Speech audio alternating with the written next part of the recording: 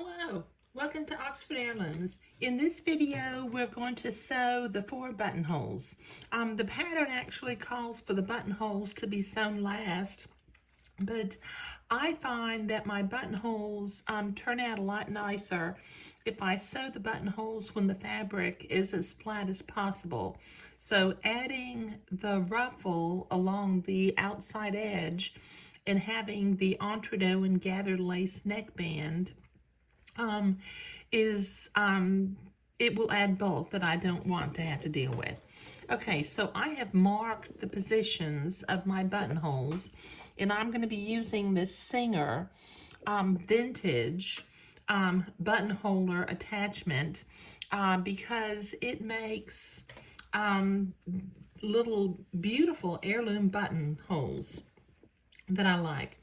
Okay, so I'm going to feed the fabric underneath the presser foot, line up the little line that I made in the center of the buttonhole keyhole template, drop my needle into the little blue mark. Let me see if I can get that lined up better. Okay, there we go.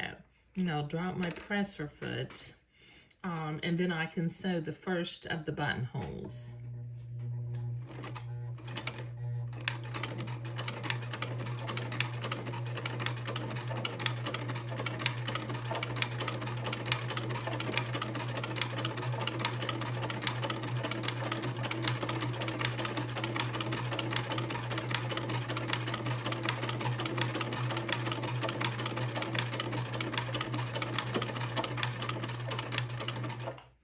There. Okay, that's one. Oh, and I don't have any scissors over here.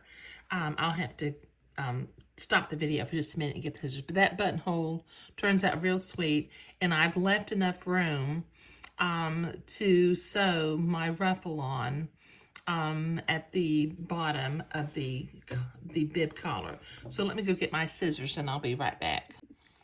Okay, I retrieved my scissors. Okay, so let me click the buttonhole attachment to the back of the buttonhole position again.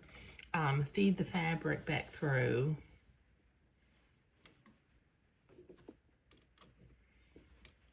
Line up that little line in the middle of the keyhole. Drop my needle in at the level of the little blue dot that I made.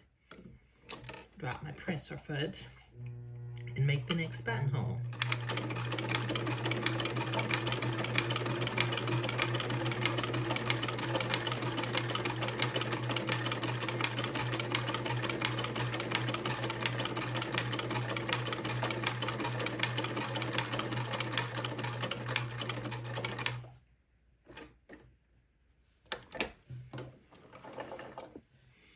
Okay, that's the second one.